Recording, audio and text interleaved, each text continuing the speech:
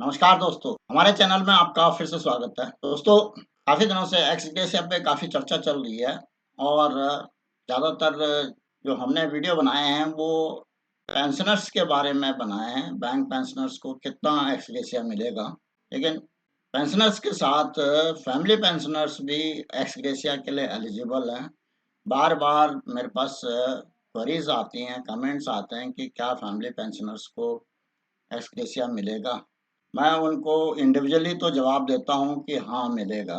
लेकिन कितना x gratia मिलेगा और उसकी कैलकुलेशन का क्या मेथड रहेगा, ये सब चीज़ें जानने के लिए श्री एम सोमसुंदरम, जो कि एक एक्टिव मेंबर हैं और कई मामलों में अपनी क्लैरिफ़िकेशन देते रहते हैं, उन्होंने एक डिटेल मैसेज डाला है फ़ेसबुक में। उसको मैं आधार बना कर के आप लोगों के सामने ये फैमिली पेंशनर्स को किस ढंग से एक्स ग्रेशिया मिलेगा, कैसे कैलकुलेशन होगी, इन सब के बारे में चर्चा करूँगा। आइए मैसेज की तरफ आपको ले जाएँ। Ex gratia to family pensioners, how it is to be arrived at? एक मेजर क्वेश्चन है. Is there any circular instructions? As such, we have come across no circular instruction from the bank. Let us examine on how it is applicable. अभी तक कोई अलग से circular instructions तो नहीं है, लेकिन जहाँ पर भी बाइपेटाइट में जिक्र किया गया है तो एक्स ग्रेशिया पेंशनर्स को भी मिलेगा और फैमिली पेंशनर्स को भी मिलेगा। ये बार-बार ज़िक्र किया जा रहा है और उसी के बेसिस पे अब ये कैलकुलेशन की गई है। Let us examine on how it is applicable as per the clause in the 9th note of 12th BPS. Ex gratia is payable to both pensioners and family pensioners. ये तो clear है ही कि दोनों को मिलेगा। For pensioners, their date of retirement shows the BPS based for his pension. The ex gratia factor is based on BPS as per 2%, 3%, 5%, 7%, 12%, 15% and 17% according to BPS in which he had retired. तो दोस्तों इस संबंध में मैंने एक detail video आज ही जारी किया है जिसमें कि पूरी कैलकुलेशंस दी है और पिछले और वीडियो में भी उस कैलकुलेशन को बताया गया है। फोर्थ पॉइंट में उन्होंने लिखा है कि the factor applied to the BPS is to be taken to the ex gratia for both the pensioners and family pensioners. यही फैक्टर जो है वो पेंशनर्स के लिए भी होंगे और फैमिली पेंशनर्स के लिए भी होंगे।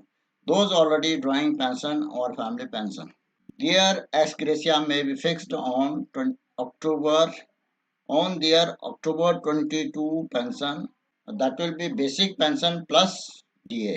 In a case referred, the deceased pensioner was eligible to ex gratia with effect from November 2022. Suppose a pensioner having got ex gratia expired subsequently, what will the ex gratia applicable to the family pensioners? Whether the same ex gratia or proportionate to family pension, as family pension is the ratio of 60% of pension.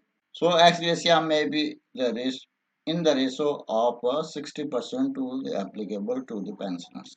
ये thumb rule है जो कि PSU banks के लिए applicable है, लेकिन SBI के उन ऑफिसर्स के केस में ये लागू नहीं हो पाएगा जिनको 50% यूनिफॉर्म पेंशन नवंबर 10 2023 से मिला है, क्योंकि उनको एक्स ग्रेशिया भी पुराने रेट पर ही मिल रहा है। तो फैमिली पेंशनर्स को जहाँ तक एक्स ग्रेशिया की बात है, उनको फैमिली पेंशन का जो अमाउंट होगा उसका डीए होगा, उसी के साथ ये ऊपर के फैक्टर परसेंटेज के हिसाब से निकाला जाएगा।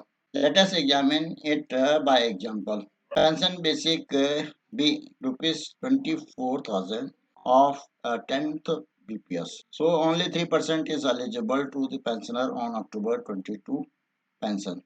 October DA for 10th BPS is 100.4%.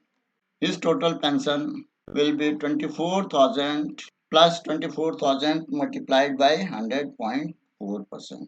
So 24,000 plus 100.4% is total pension will be 48,000 1096. 3% of 48,000 will be what 1442. Or okay, now comes the question whether the same 1442 after rounding down to 100, that is 1400, is given to family pensioners. Of course, up to 5 years of the retirement of the pensioner, the same pension to the family pensioner is given. So accordingly, this same ex gratia will also be given. But in the referred case, pensioner died after 5 years retirement. यदि 5 year के retirement के बाद pensioners की death होती है तो so not family pensioners are not eligible for same 1042 that ex gratia applicable to the pensioner. Now the comes to the question, what will be family pension? 30% of last pay drawn will be the family pension, that is the 60% of which is 50% of the last pay drawn. ये मैंने जैसे बताया कि ये PSU bank के case में ही होगा और एसबीआई के केस में जिन ऑफिसर्स का 50% यूनिफॉर्म पेंशन बाद में हुई है उन केस में एप्लीकेबल नहीं होगा. Family pensioners ex gratia may be 60% of the pensioners ex gratia. In our case, pension 24,000, total average pay 48,000, family pension 30% of the average pay. Family pension 48,000 multiplied by 30% at 14,400 or 60% of 24,000. 14,400. Ex gratia for the pensioner before rounding off was 1,442.88. It is a family pensioners. It is 60% of 865.728. Family pension 14,400. DA 100.4%. Total family pension would be 28,857. 3% of on it is 865.728. Ex gratia to the pensioner 1442 multiplied by 60% will be 866. Ex gratia to the family pension subject to rounding up or down to 100. So therefore finally इस case में 900 will be the ex gratia amount for the family pensioners because it will be rounded off above 50. The amount is 865, then it should be 900.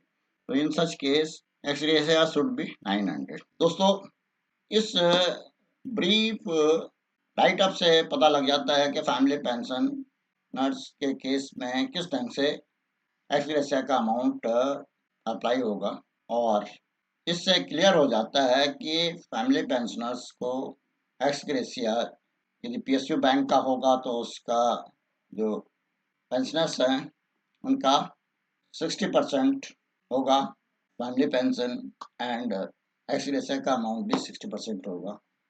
State bank के case में award staff और subordinate staff और GMS 1 तक तो वही रहेगा 60% of pensioners x gratia.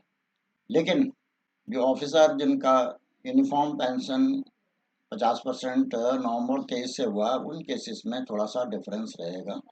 उन cases में फैमिली पेंशनर्स को हायर पेंशन मिल रही होगी तो उन केसेस में वो 60% से भी अबव जाएगा. इस तरह से ये तो क्लियर है कि जो एक्स ग्रेशिया का अमाउंट पेएबल है वो पेंशनर्स के लिए भी है, फैमिली पेंशनर्स के लिए भी है. जो भी फैमिली पेंशनर्स इस वीडियो को देख रहे हैं तो वो ये ध्यान करें कि यदि उनको कोई एक्स ग्रेशिया का अमाउंट नहीं दिया जा रहा तो उसको अपने बैंक से क्लेम करें, अपने जो पेंशन पेइंग ब्रांच है उससे टेकअप करें या जो आपके एजीएम पीपीजी हैं या जो पेंशन पेइंग डिपार्टमेंट है पीएसयू बैंक में या एसबीआई में तो उनसे टेकअप करके हर फैमिली पेंशनर को एक्स ग्रेशिया मिलना चाहिए. दोस्तों आज के इस वीडियो में मैं इतना ही कहना चाहता था. आशा है इस वीडियो में दी गई जानकारी से आपको लाभ होगा और आप को पसंद भी आई होगी. अगर ये जानकारी पसंद आई तो इसको लाइक करें और साथ ही अपने दोस्तों में शेयर भी करें. अगर और कोई जानकारी चाहिए तो उसके लिए कमेंट अवश्य करें. फाइनेंशियल लिटरेसी से संबंधित, बैंक पेंशन से संबंधित, बैंकिंग सिस्टम से संबंधित, बैंक की स्कीम्स के बारे में जानने के लिए, गवर्नमेंट की स्कीम के बारे में जानने के लिए इस चैनल को सब्सक्राइब करें अगर आपने अभी तक सब्सक्राइब नहीं किया। नए नए वीडियो के जल्द नोटिफिकेशन के लिए बेल आइकन दबाना न भूलें। वीडियो को अंत तक देखने के लिए धन्यवाद। जय हिंद, वंदे मातरम।